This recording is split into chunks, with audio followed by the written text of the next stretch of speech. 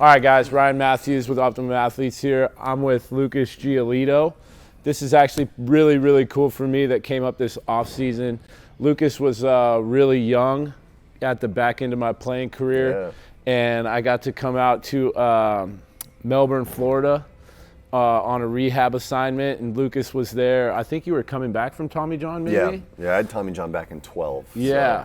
So I got to see him throw on a backfield in the chain link leagues, carving up minor leaguers. So just getting him now when he's an established big leaguer now, and just kind of seeing your career come full circle, man, it's been really cool for me to watch. And now it's really cool to kind of be part of it and, be hands-on with you a little bit here in the off season and just watch the way you go about your work, man. So I want to dive in a little bit of like what you think changed. Yeah. Like not so much like I know you didn't really struggle, or maybe you did.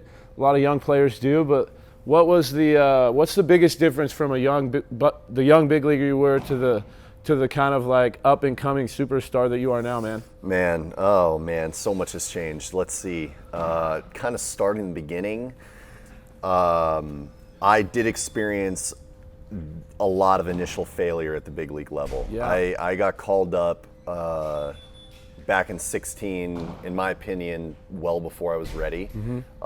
Struggled as a 21-year-old in the big leagues, a lot of up and down, got traded, found my way back to the big leagues, and in my first full year, I just got exposed. Luckily, I was with an organization that kind of gave me the opportunity to go out there every fifth day and learn from my failures and experience all that. But after the 2018 season, where I was, statistically probably one of the worst pitchers in the big leagues, if not the worst. 2018, I was probably statistically the worst pitcher in the big leagues. So I knew that I had to make some changes. There's no way that I could keep doing what I was doing and expect to have different results. Kind of the definition of insanity there, man. Exactly. I was doing it for a couple of years, and it was time to make some changes. So I went back home in the off season, kind of back to my circle of trust, and went to my main pitching guy. His name's Ethan Katz. I know Ethan well. Yeah, you know Ethan well. Minor league teammate. Kind of had him as a coach with the Angels when I was with the Angels. Doing some stuff there, so I know Ethan well. Yeah. So I went back to him. He was my pitch coach in high school. Cool. So he basically suggested to me, hey, I think that you should get on a plyo care routine, the plyo balls, the drive line type balls. And I'd like to see you get on this thing called the core velocity belt. Kind of train your hips a little bit better because my lower half mechanics were kind of a mess, and my arm action was so long that it was just hard for me to be on time. The big thing for me physically was that when my foot was striking, my arm was all over the place. Sometimes I'd be lucky and be on time, but most of the time it was late. So we got to work on the physical end immediately. I started with my plyo care routine. You got the reverse throws, the pivot picks, the walk-in throws, those kinds of things. And I started on those, kind of segued into playing catch with a baseball, and my main point of emphasis was just be athletic. Try and throw like a shortstop. Be more efficient. The plyo care balls, I guess the way that I was throwing them just translated right into throwing a baseball. And it shortened up my arm action. That heavy implement just kind of took care of itself. That's cool. I know that you could probably speak on the science of that way better than I could. I don't know about science much, but I can jargon it up a little bit. So essentially it shortened me up a little bit, and then kind of that working in tandem with the core velocity belt stuff.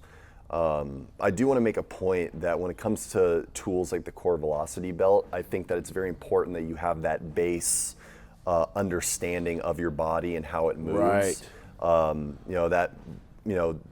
Having a good trainer or training group that you're with where you're learning about your body and how to activate certain muscles.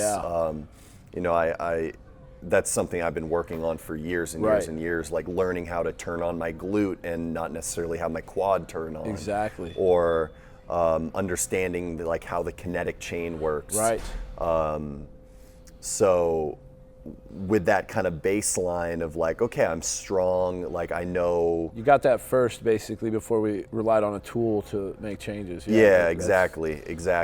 You know, the strength was there, the mobility was there. It was just that like missing piece of, I guess, like brain to body connection of like, man, why aren't I driving down the mound? Yeah. What's missing? And for me, the core velocity belt kind of put me into that position to where I was actually feeling driving down the mound, feeling like that hip. I guess they call it the hip hinge. Yeah. Yeah, so kind of like feeling getting into my hip and riding down the slope. And you know, put that together with the work I was doing with the plyo balls, shortening my arm action, and I was able to develop much more repeatable mechanics. That's great. And when you have repeatable mechanics, you're going to find a lot more success throwing the ball in the strike zone. Make a lot more quality pitches, that's for sure. Yeah, I'd say that from the physical end, that was those are the big changes, and that's kind of what led to a lot of success. But there's a whole nother side with the mental. Oh yeah, now we're talking a different demon. Yeah, so I don't know if you want to ask. Let's. I want to go into this a little bit, like just my experience, like in the minor leagues, or even as a young player in college or something like that. How did you have the confidence, or how did you get to the point to take that ownership and be like, I got to make a change that maybe not necessarily the organization agrees with, or that the organization is pushing, or that a coach has mentioned, you know? So a lot of times players, I know I did as a player, was reluctant to kind of educate myself and be like, hey, this is what I think I need to do. And it sounds like you kind of got to a point where it was like, I need to make this choice, or I might see my career by the wayside. And how did you get to that point and have the confidence to make a change yourself? Yeah, it took a lot of like internal struggle, honestly.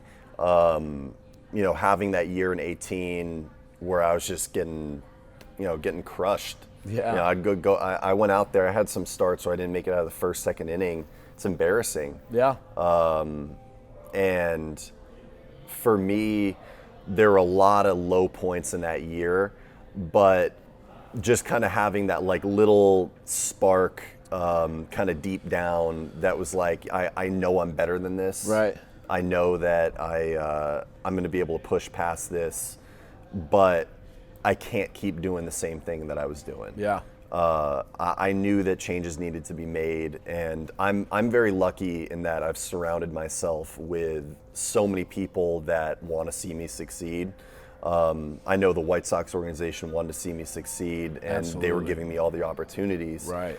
The biggest thing for me was just knowing that I had to change something and committing to that. Right. Having full commitment in and trust that when I make these changes so I can be more on time and I can put myself in a better position to deliver the baseball, essentially, that I'm going to find the success I'm looking for. That's like great. You have to have that internal confidence and know that you're going to make it, that you're going to be successful, that you're going to, go out there and be the guy that, is going to get guys out. That's what it takes in order to have consistent long-term success. Right. For me, I feel like I'm just scratching the surface, and there's so much more work to be done. There's so much more to learn.